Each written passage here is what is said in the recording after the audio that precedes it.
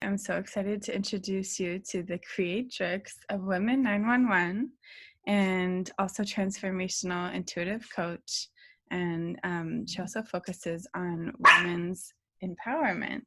So thank you so much for being here. Is there anything else we should tell everyone about you? Oh, where to begin? Exactly. Well, that's kind of the whole story. That's what this whole podcast is going to be about, is a lot about your story and how you began on this specific journey yourself. So where should we begin? Yeah, I mean, let's start now and then maybe we could take it back a little bit. Okay. I love that idea. Yeah. Yeah. So right now I have my community and coaching company, Woman 911. I am a female entrepreneur who's disrupting my little corner of the world. I work when I want, with who I want. I work on my own terms, and I center my business around more feminine styles of working, which is collaboration, pleasure, like really leaning into my intuition and just asking myself each moment, from one moment to the next, does this feel good? Does this feel right for what I want to create? I run what is called a pussy-based business. So tapping into the power of pussy, which is basically like your intuition again, and feminine styles of working, what feels pleasurable, what feels good, and asking that at every turn. But I didn't always used to have this work dynamic. I didn't always used to work like this. In fact, it was the exact opposite for a lot of years. I kept trying to fit myself into a box, fit myself into a system that I really had no business trying to fit myself into, because I think differently, I work differently.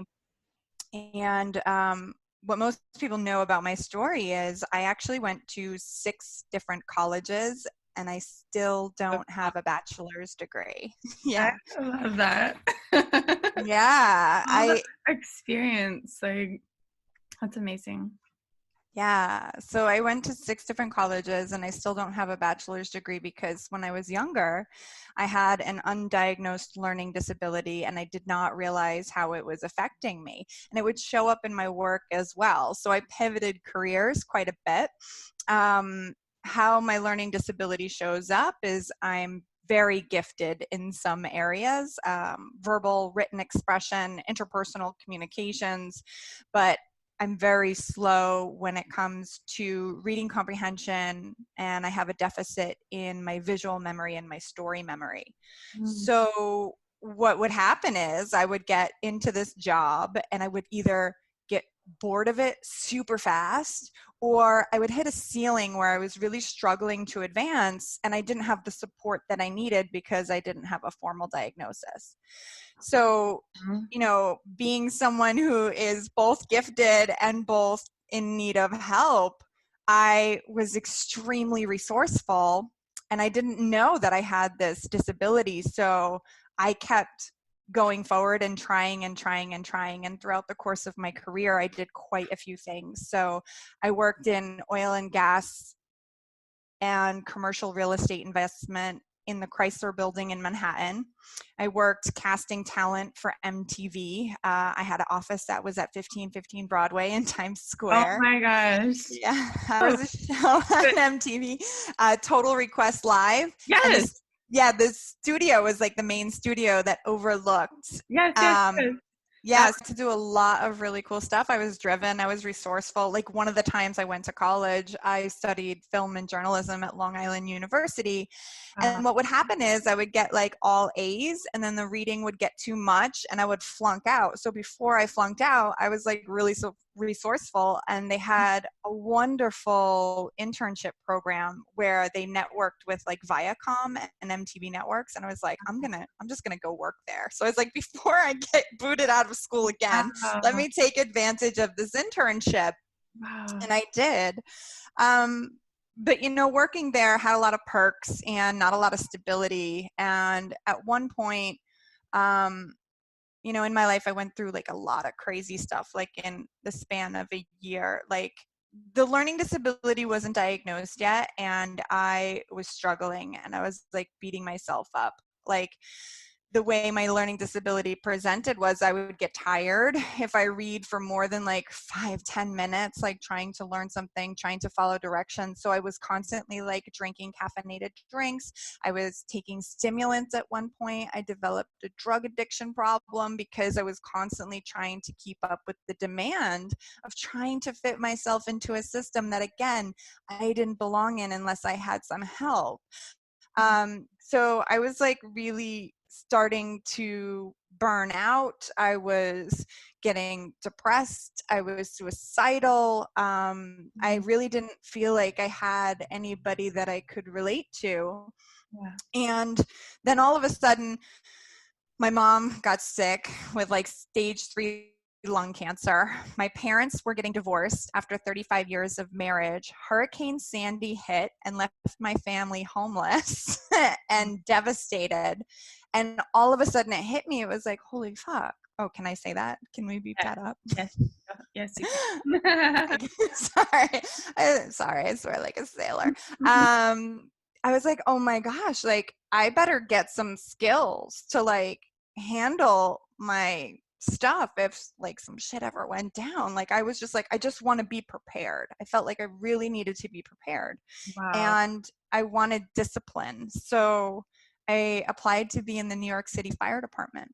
And I got in as an EMT. I was really interested in medical. I mean, you have to understand that like people teach what they need essentially, and what I needed was to profoundly understand how my mind, how my body worked.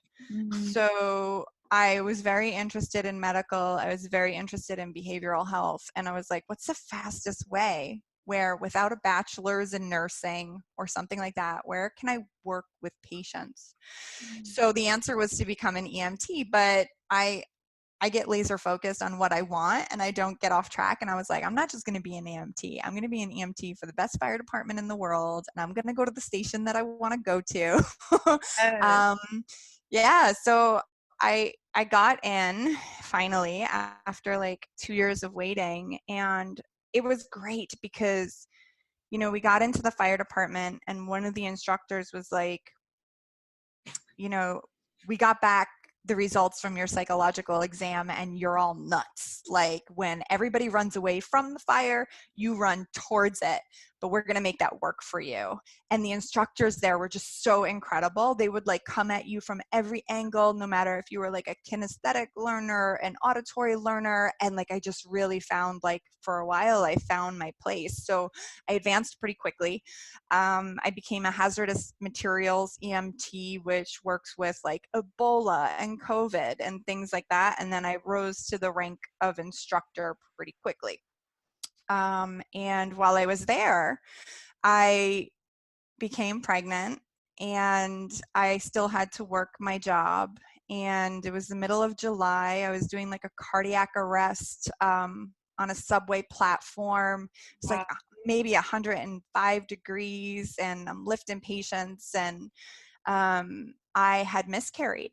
And when I miscarried, there was really no one I felt like to talk to. Like the FDNY was inclusive of women in like a theoretical sense, but in a logistical sense, I felt like they just didn't have a lot of systems set up for women. Like, for example, my locker was in the garage. I didn't have a locker that was like in the locker room. There wasn't enough. They didn't anticipate women. And I really just, I felt like I wanted to be able to talk to women going through this, but we all had this like very male dominated style of working, which was like compete, you know, like step on each other to get ahead. You have to like burn yourself out and work really hard in order to like, you know, advance. And even though like, you know, they had a very like, you know, no person left behind mentality, the fact of the matter is like the woman's experience of doing this job was very different. So I created a community called the FDNY Sisters. And the sole goal was really just to expose women to content that was based on normalizing the issues that we dealt with as women, whether that was mental health, like PTSD, anxiety, depression, and just really, changing the way women value themselves and each other in service. And when I got into doing the FDNY Sisters, something had clicked for me. I was like, oh, women's empowerment. This is where I should have been my whole life. Wow. And it really turned me on. It really lit me up, and I couldn't ignore that. And then, so I established my coaching company, Woman 911, which again, the 911 is because I worked in the 911 system, but 911, for people who are into the woo-woo stuff, is an angel number that signifies like a spiritual awakening is about to happen. And I realized like my whole life I had been an entrepreneur. I had been like someone who is interested in business, but never, ever had I given myself the permission to call myself that. So, and I didn't have the social support systems in place either. Like when I had talked about like launching businesses, which I had done in between all my other jobs, I owned a bridal shop, like the list goes on and on of the things that I've done. But nobody in my circles was also an entrepreneur. Like nobody in my family was someone who took big risks and implemented these big, larger than life ideas. So I really didn't have an example to follow, and I never really gave myself any permission to play big.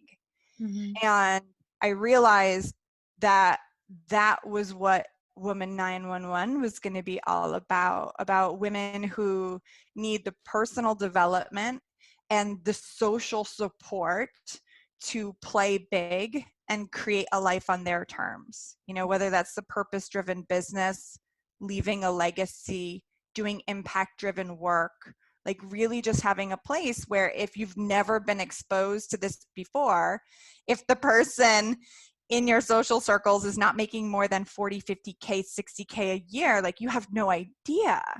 Like the type of person you need to become to make that kind of change.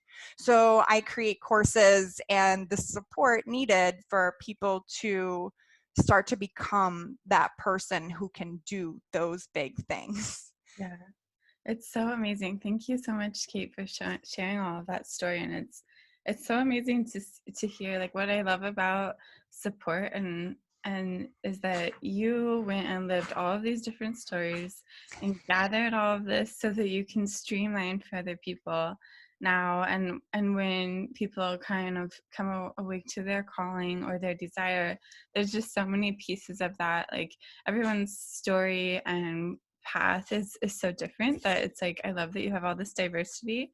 And that's exactly like what we're super passionate about, especially in the beauty industry, is that every single person in beauty has a different way of how they entered, how they got their previous jobs, what inspired them to. And there's always so many like core beliefs and desires that are in common of that. And I think that's the same that happens in your group of what brings people together. But the past and the people that you coach are in all different realms of entrepreneurship, or like you were saying, bridal to firefighting to all this stuff. And that's so beautiful because the knowledge, I love how we can cross-pollinate the experiences and the ideas and the industries, and that's what's going to make more feminine held, empowered entrepreneurial spaces, as when we all start sharing ideas about how, okay, this is why this didn't work, like the locker thing. It's like I would never know that because I haven't had that experience. And so the more we share these like tiny things that really impact us in a big way, it's helpful for everyone's growth and making like safer, more experiences that everyone can thrive in. And I love it. I love so much of your story, especially too. I want to unpack more about the learning disability part, because I think that really excites me, because so many of the beauty professionals that we talk with, being a hands-on textile experience-based learner. I think that resonates with a lot of people in the beauty industry. And Yeah. and like I hadn't even heard of those types of learning disabilities until you mentioned them to me the other day. And so I think when we're not aware of, I think, so sometimes I think for me, when I went to hair school, it was very exciting. The first day of school, they did a learning styles test, and I remember calling my best friend and being like, oh my God, holy shit, this is what I should have done this in kindergarten. How have I Yeah. never done this? And the Yeah. fact that hair school is the first place that I did that still blows my mind, I know, right? and that it's so emotionally advanced work, and yet hair school and beauty has such a a not reputation, but a stigma of being like stupid or silly. And yet Mm-hmm. that was the place that I was actually getting the most genuine and important education. Yeah. So let's talk about more of those pieces of your story too.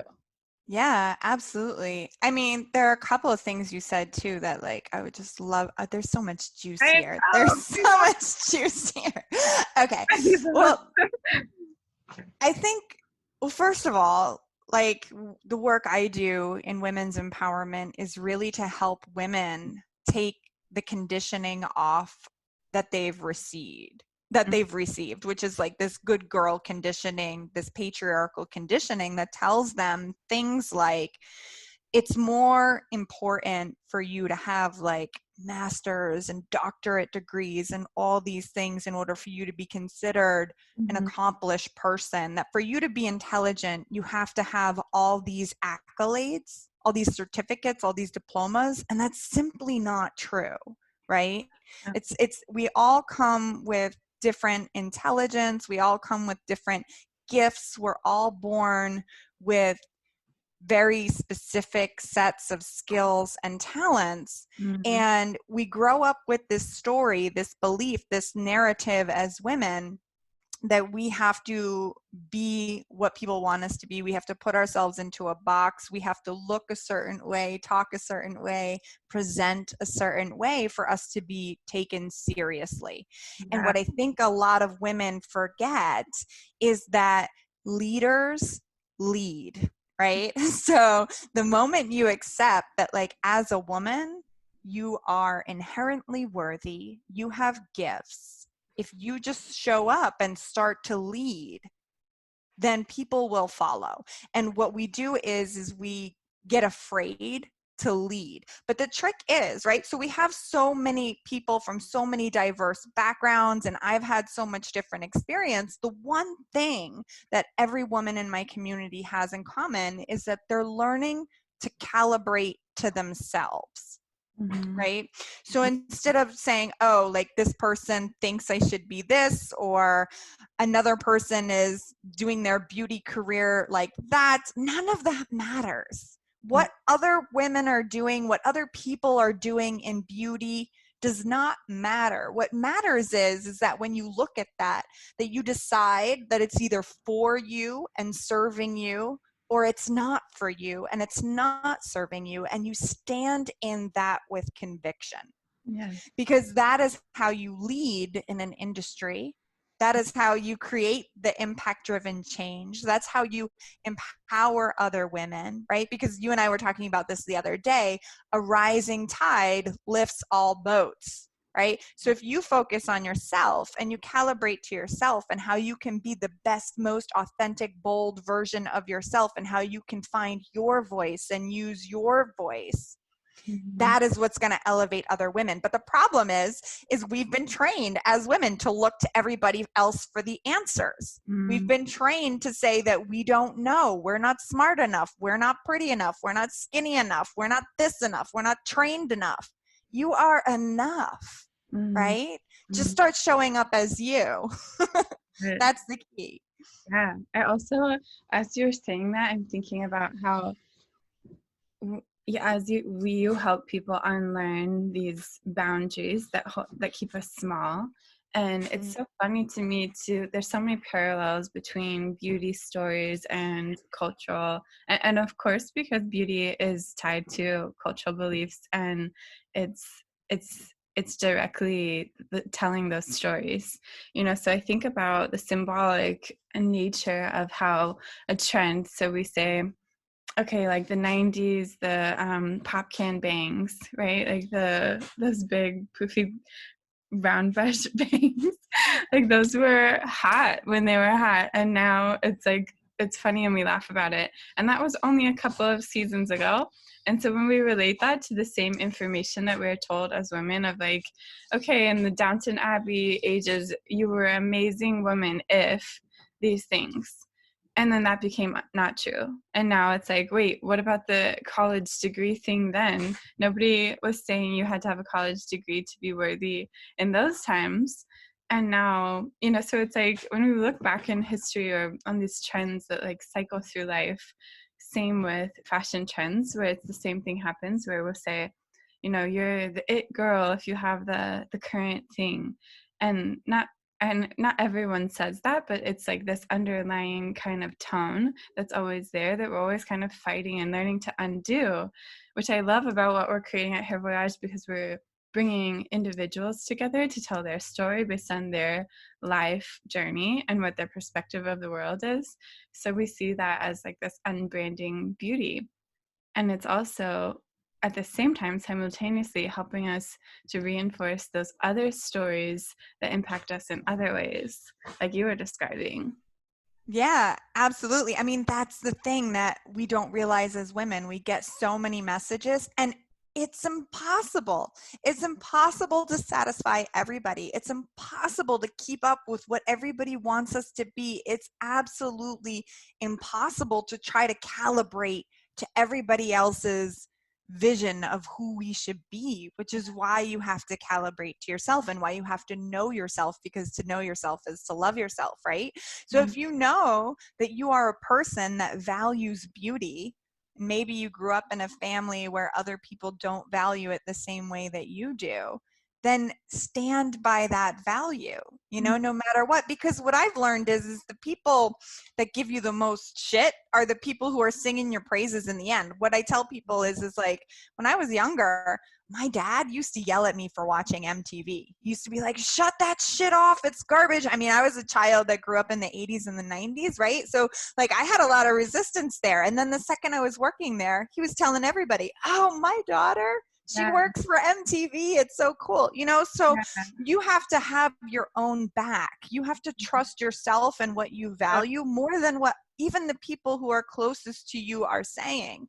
And like, also just knowing how you operate. I mean, this was a big part of my learning disability and getting a formal diagnosis, because people still ask me, they're like, oh, well, what's your diagnosis? Is it ADHD? Is it this? I'm like, no, it's not a specific thing. I had a comprehensive evaluation, and like, the things that people would consider are my biggest deficits. Like I have an issue with story memory, right? So, and I have an issue with visual memory. So what does that mean, right? What it means is every time somebody's talking to me, every time I see something, I'm only extrapolating the most important critical information to keep up with the conversation or what I'm looking at, and all the other details fall away. But what that means is I'm amazing at copywriting, I'm amazing at storytelling, and I can take any visual thing that I'm looking at and strip it down to its most basic form into a symbol, which makes me really good at logo and branding. Wow. Right? So all these things that people, so cool.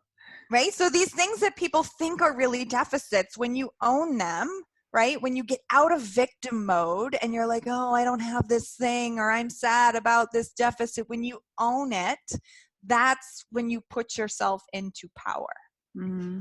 Right? So knowing yourself, owning your values, standing proudly in that, whether your family or friends or whoever are making fun of you for going to beauty school or whatever it is, owning your decisions, trusting that you know what's best for you and you know your path, and owning that at every second is what is really going to help you step into your purpose, step into your radiance, and do the work that you were born to do. Yeah, and I think that I'd love to hear your opinion on this, but I think definitely like in through relationship is how we learn to own those things. Like they're tied into all these different parts of us, and they pop up at different moments of like that victimness or that those bad feelings. There's so many different triggers. It's not just like, let me do a few affirmations a day and I'll be good.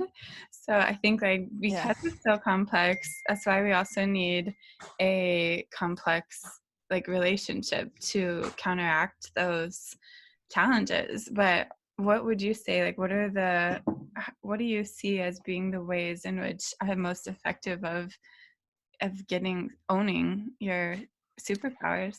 Yeah. So I wouldn't say, personally, I would do a little word tweak and adjustment. I wouldn't say complex. I would say intentional, right? So most of us, we're born into our circumstance, and we don't have to be a victim to that. But at some point, we grow up, we put our big girl pants on, we put our big person pants on, and we take inventory of our life. Is this what I really want? Is this the support system? Are these the relationships or friendships that I really want? Right? And you have to have the courage to say no. And you have to have the self-worth and self-value to say, I deserve more, and go seek it and go get it, you know, which is why in my community at Woman 911, like I place a really strong emphasis on sisterhood, because for me, that was a catalyst to becoming who I am. Because when you're around your friends and family who kind of like, you know, they've seen you grow up as a child, so in their eyes you're always a child, like you're kind of always funny, you're kind of always a joke, right? If you want to be taken seriously, you got to find some people who take you seriously. And for me, sisterhood really was that, because, you know, it's just like how we work on a cellular level, right? We have our DNA, like the information about who we are, our nature. And then we also have our nurture, our environment, who we become and who we express ourselves to be. You cannot be fully expressed if you're not in the right environment. Right? So sometimes you have to seek out that environment of people who are doing beauty like you are, who are thinking bigger like you are, who want to set the standard and be the leader instead of following the trend, who is thinking outside the box. Maybe they're looking at the beauty industry and they're looking at how women show up and how women are even further affected. And they're saying, you know, what's the problem here that we need to fix? What's the lie everybody is telling themselves in the beauty market that we want to turn on its head or stand for or disrupt, right? Yeah.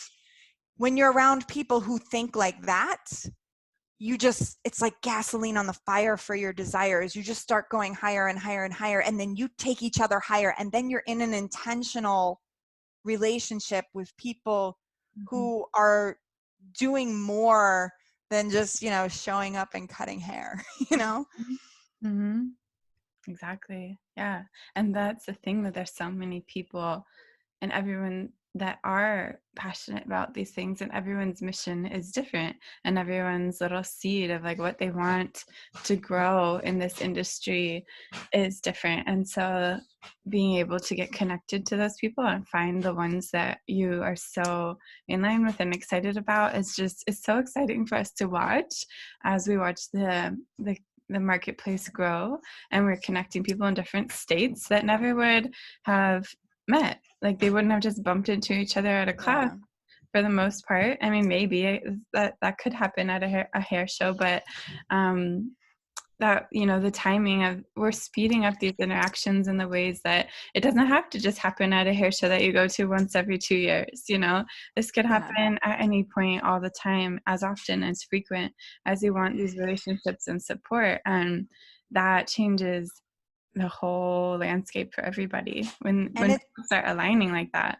Yeah. And it's a beautiful thing. And that's the thing. And now in today's like tech environment, it could happen anywhere. So like, you know, be ready for your opportunity. Like get out of your own way. Like you have so much at your fingertips, but it would never happen unless you think you deserve it. Yeah. unless you get confident to ask for it, you know? Yeah. So And I'm sometimes very, we need to do that. that's kind of what I was talking with you about the other day of like this, we're witnessing that we have to train mentors to give them permission to know that they can be a mentor so that they can continue to then hire even even more experienced mentors. So it's like we want to create this perpetuating wheel of education and flow. And so having other coaches, and like coaches need coaches, you know, but it's this, the first step is this piece where we're learning that we have to help empower people to let go of that idea that they're not good enough to be a coach. Oh no, I'll yell at you all day long about that, because honestly, this is like the foundation of entrepreneurship. It's something called like I don't know if you've ever heard of the expert to product model, but you Oh. could make a lot of money just by positioning yourself as an expert to the person just behind you, right? So I might not be the expert of everything in the industry, but to the person who's a few steps ahead of me, who's just thinking about getting into this line of work, I am an expert. And that knowledge can be packaged and sold, or it can be used to empower another person through mentorship. Mm-hmm. So like we tend to think, we get really stuck, and this is things that, you know, this is part of our belief system as being women or people in a patriarchal system, is that I don't know enough, I'm not doing enough, I need another degree, I need another program, I need another add-on, whatever, right? It's simply not true. You know enough now to lead a whole section of a whole market of people. It's just a matter of whether or not you're going to own that. Mm-hmm. Yeah, and letting go of these old ways of the particular like stories of being a educator in beauty is that you have to have had permission by someone else, like a big brand, saying you are like, we dub you an educator. Like that's kind of this old No. story. Yeah. I mean, No. it's not true. Yeah, if you have, I keep telling people, if you have clients that are paying you, you can translate the same exact information that the services that you provide to anyone else, and it's valuable. That's all there is to it. And even if you're not doing clients anymore, especially there's a lot of people that aren't doing that with COVID, they've changed careers, and I'm like, sometimes that makes you even more of a better mentor because you have a step back and you're not experiencing the industry the same, and you have a different perspective. So now you can coach others in a totally new light. Yeah. I mean, I think the thing that people don't realize is like, you create your reality. You're whoever you want to say you are. I mean, yeah, there are certain boundaries, right? Like you can't call yourself a surgeon and then just start operating on Right. hearts. But like, you know, you can call yourself a disruptor. You can call yourself someone that has like ideas about the way you think the industry should be. I mean, I know a little bit about branding and marketing too. So like, you know, your brand is really like the conversation or the change that you want to see in your community. That's really all it is, right? Your identity is your logo, your makeup, your outward facing face, what you look like, but your brand is the change that you're known for in your community. So you don't need to wait until you're touched by somebody who's got a brand. I mean, don't forget, those people that have brands, there's nothing different between you and them. They're just further along. They don't have anything special. They're not golden. They weren't always born with some incredible talent. They just decided to show up as this person and own the change that they want to see, right? So you don't need anybody to make you some special touched golden person to start doing this. Is all you have to do is decide that you want to see this change, and you're going to wake up every day dedicated to bringing that change to your industry. Yes. Yeah. That's it. That's it. That's it. That's the secret. Yeah. And That's the secret. I got so excited when we started unpacking more like how women are affected by beauty and how this is so exciting and empowering to see the shifts when these individual relationships and empowerment exchanges happen.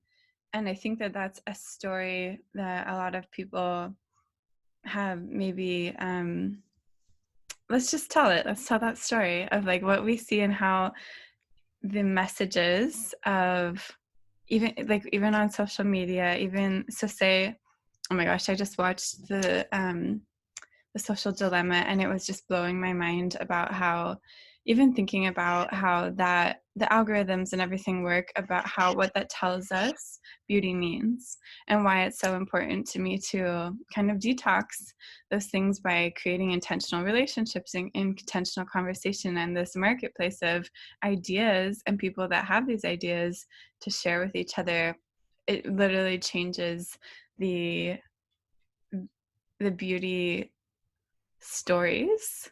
So let's unpack that a little bit more, because you had some great insight, and I want to hear how you see that. Yeah.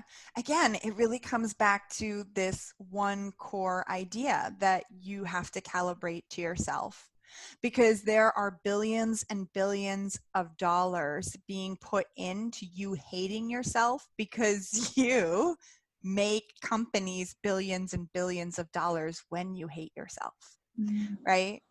Women, we didn't get the vote that long ago.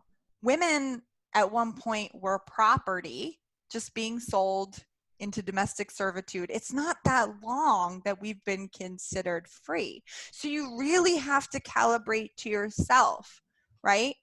At any given time, you are a consumer, a producer, or a creator, right? You're either consuming information, and you get to choose where you consume your information from, right? Are you going to consume it from social media and advertisements that tell you that you're not beautiful and you need to buy this product?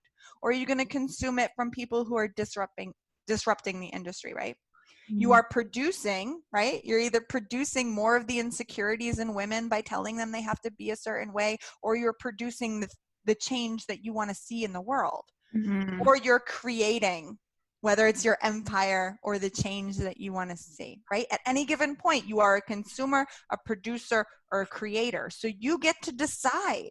You get to decide, what do you want to consume?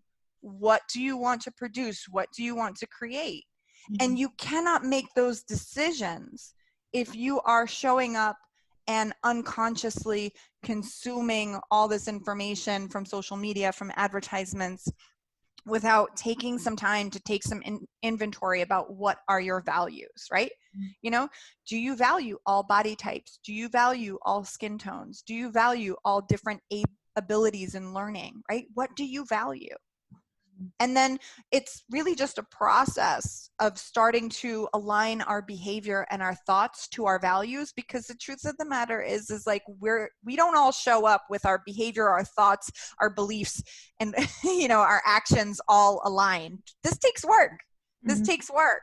You know, so one thing that I first tell people when I start working with them, go through your social media feeds, right? Because your ads are being like presented to you based on your past actions. You're who you are today. So go in and do some social media inventory and clean out anything that doesn't serve you, right? Like any of these accounts that don't have the belief systems that you believe, right? I mean, yes, get different beliefs from different areas, like be open to other things. But if all you're getting fed is this information about like buy this diet pill and lose weight, like that means they still have information from when you were searching about how you were insecure about your body weight, you know? But if your new belief is that you should accept yourself as is, that everybody's on their own journey, and that you are lovable as you are now and as you are at your most perfect self, right?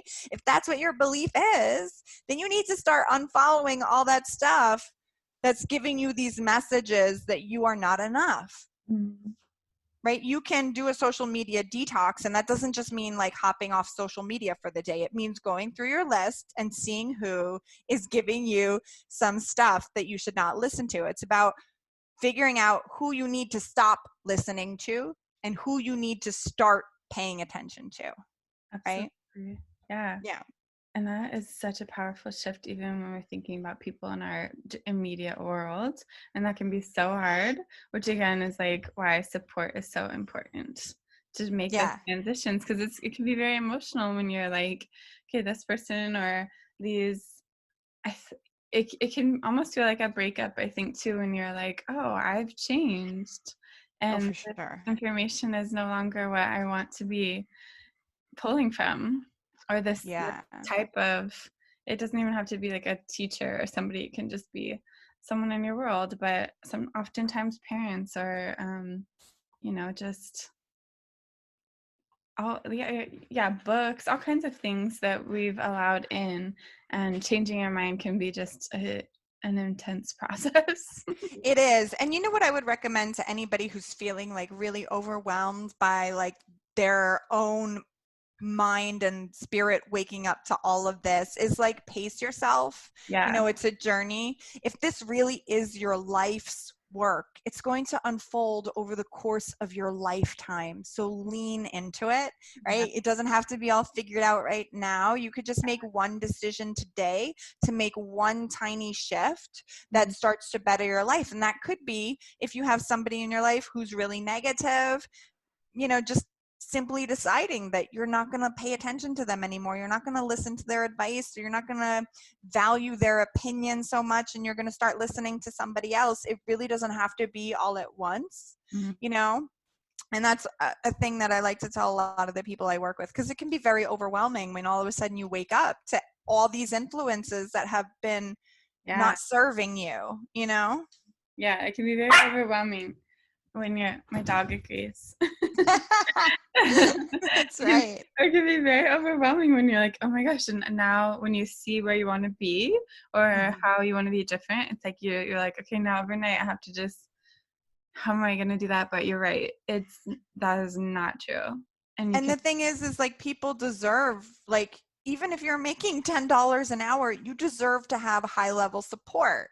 So Mhm. like whether it's me or somebody else, like get a coach, get a mentor, get somebody, because you deserve to be supported. If you're even thinking bigger, Mhm. like chances are, if like people in your social circles don't think the same as you, it's because you're different, and that's a good thing. And Yeah. that's a good thing, and you deserve to get support around that, because it means you have something really special, a gift that's really special that you should invest in. Whether Yeah. it's time, money, or energy, you should be investing in developing your gifts and talents for the long haul.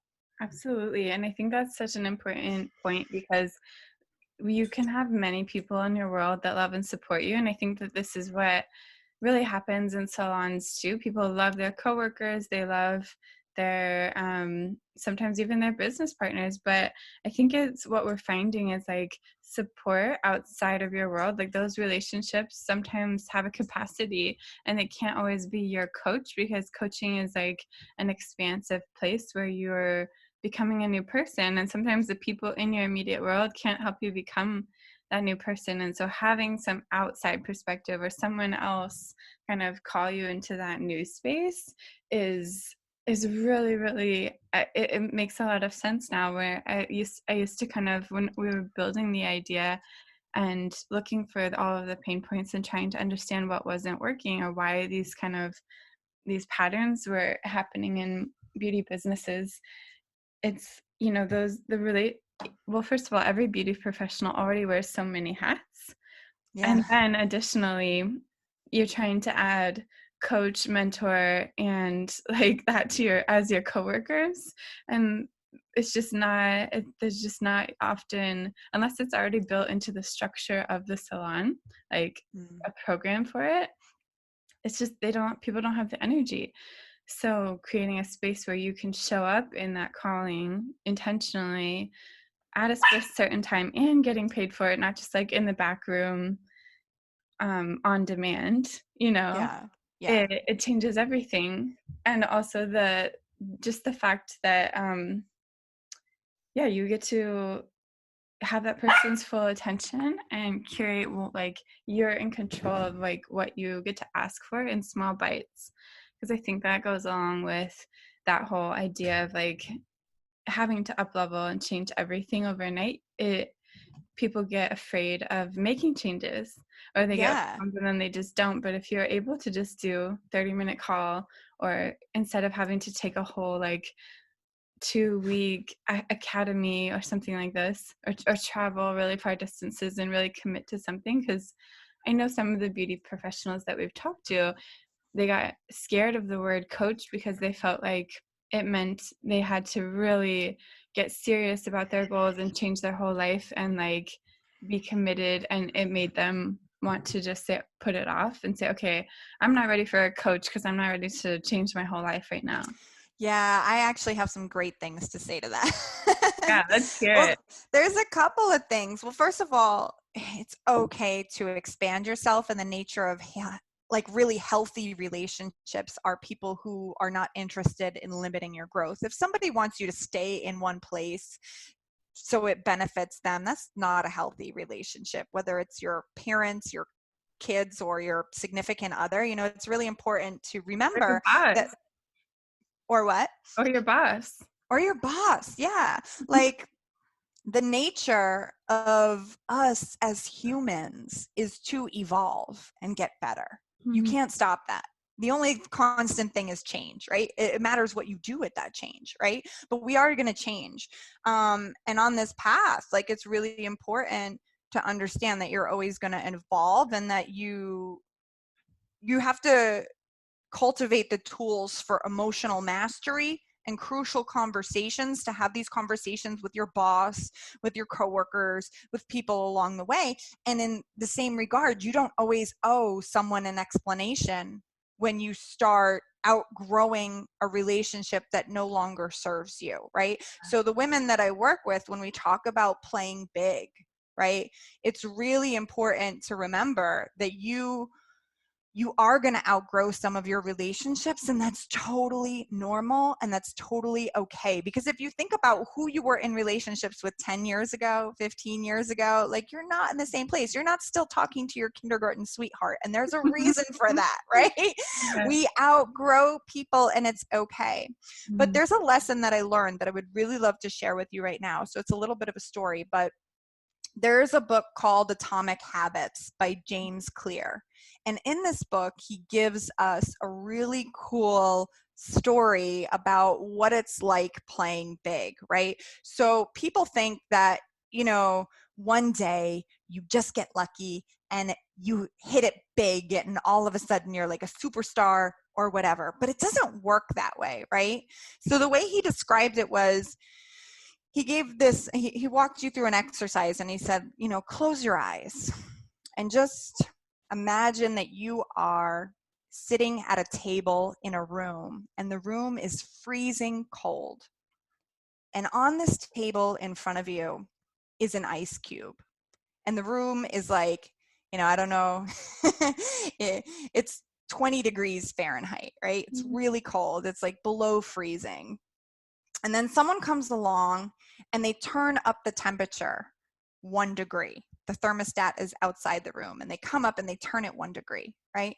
And you still are sitting at the table looking at the ice cube, and nothing has changed, right? Nothing at all has changed. And then someone comes along again and they turn it up 1 degree, 1 more degree, and 1 more degree. And we don't see any change until what? Until we cross a threshold and we hit melting point. And then, only then, we start to see a crack in the ice. Something starts to change in its form. Something starts to shift, right? And that's what playing big is really like. It's these little tiny deposits of time, money, and energy towards our goal. And people will look at somebody who's like developed a brand or made a name for themselves or scored the, you know, starring role in a movie, and they'll be like, oh my gosh, she's so lucky. Luck had nothing to do with it. She showed up every single day, went to auditions, took acting classes, developed a name for herself, right? She went to beauty school. She developed her craft, right? It's a matter of these tiny little 1 degree shifts that give us this compounding interest, where one day we're going to cross a threshold and we're going to find that we're a different person. And that's okay. It's okay to not inhibit your growth playing big. It's okay to make these small changes and to be becoming the person that you're meant to be, your highest self, the woman who has the brand, who's made the change, who's revolutionized the industry, right? It's okay to do these tiny little 1-degree shifts because it's not just going to happen overnight. So if you get a coach, if you get a mentor, no, this takes work. It's totally work that you can do, but it takes consistency. It takes showing up for it every day and making these little 1-degree shifts. You're not just going to, all of a sudden get a coach and be unrecognizable, right? Yeah. It's a process that you commit to. And any woman who plays big, any person who makes a name for themselves, who changes the industry, they commit to playing the long game. Right? They don't just like say, oh, I'm going to get a coach for 1 month, right? They have a coach every single month, every single year, and they are constantly reinvesting time, money, and energy into who they want to become. Yeah. Sometimes we take breaks, sometimes we have dips, sometimes we can't invest as much as we'd like to. Life happens, we pause, we have a baby, things happen.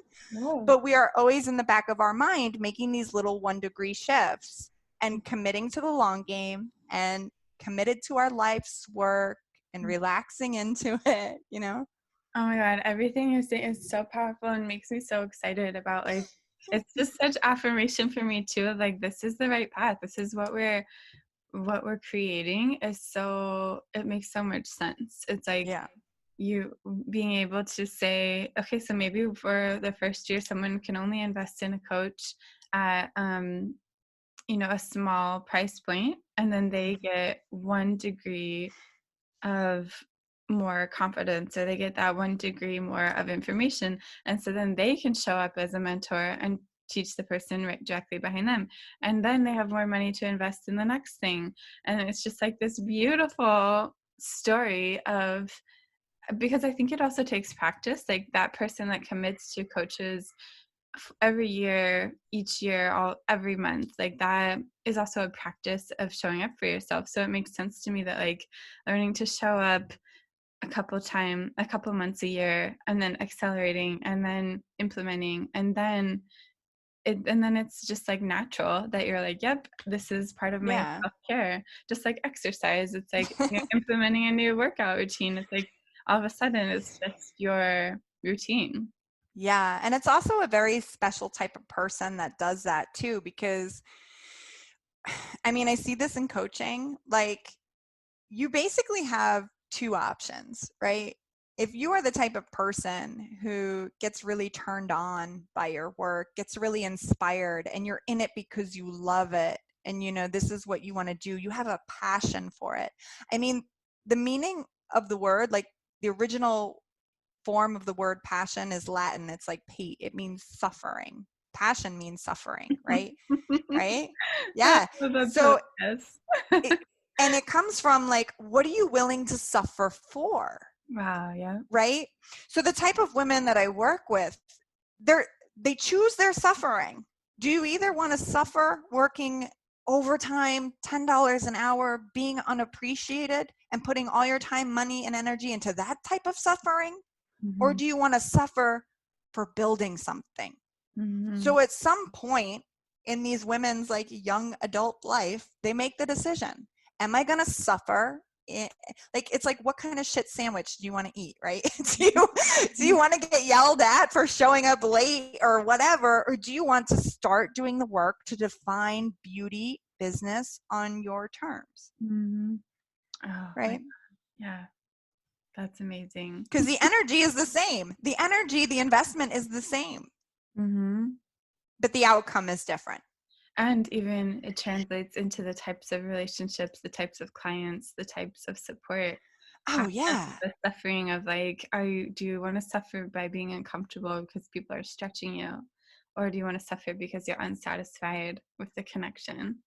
Yeah, and that's the thing people don't understand. The relationship with ourselves is the basis for all our other relationships. So when you value your time, when you value happiness, when you value joy and innovation, you will get those clients who have the same values, because you will be an energetic match for those clients. Mm-hmm. right? But when you don't show up in your craft, like you value your time, like you value people, like you value heart-centered, impact-driven business, then you're going to get the opposite. Yeah, there was a beautiful example. One of our mentors was telling me, we're asking her, how did you find us? How did you get to this point where you're signing up as showing up for yourself in this way to be a mentor? And she was saying that she was actually talking to one of her clients about it. And she was like, I don't know, I want to do it, but I'm not really sure I'm qualified. And her client was like, give me the phone, let me see that. And her client signs her up. And I'm like, that is because you were already doing the work by sharing your passion or your idea or your interest in up-leveling to this place of being a mentor. You were sharing it with people that already believed in you and resonated. So like that dynamic you had already created with your client brought you to Right. the next level.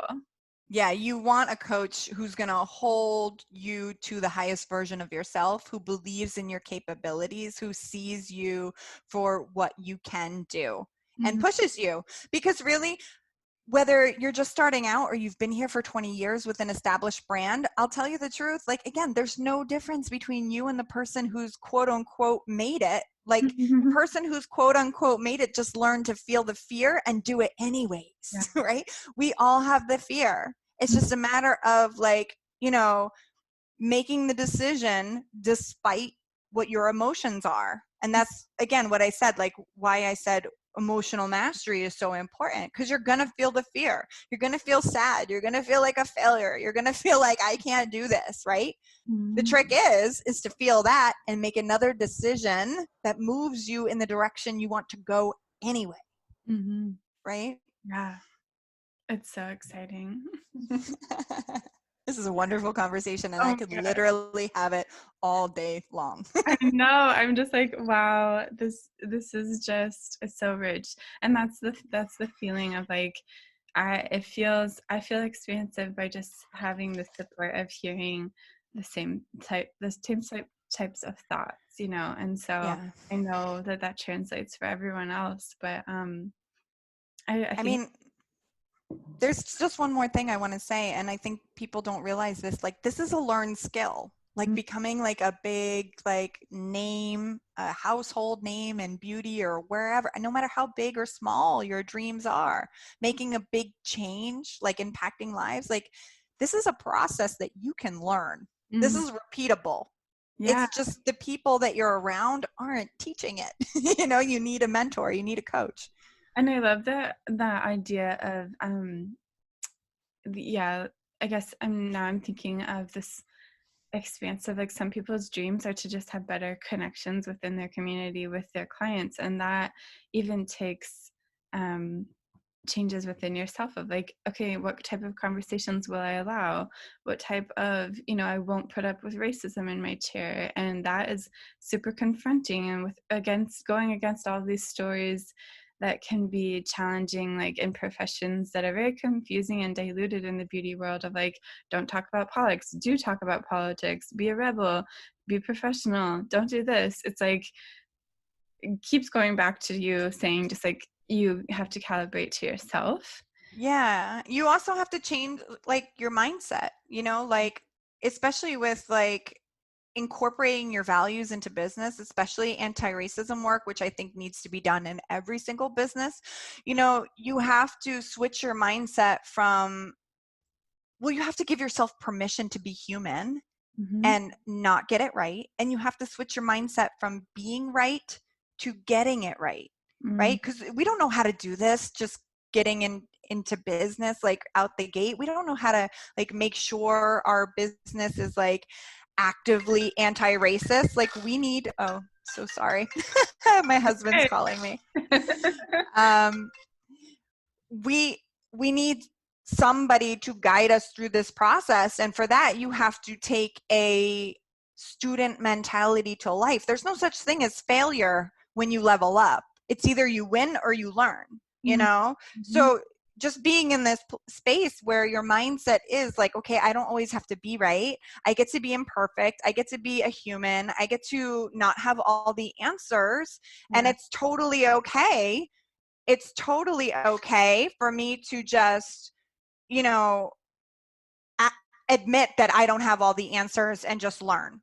You Mm-hmm. know, So I think the mindset, really adopting the mindset of having this like learning mentality where, again, you don't have to be right, you have to get it right when you're there to learn. When you accept yourself as a fully like dynamic, imperfect human who's in process, who's learning, who's evolving, then you can get out of your own way, take the ego out of it, you know, and really just absorb all you need to absorb to get to the next level. Yeah. Yep. The willingness to receive is huge too.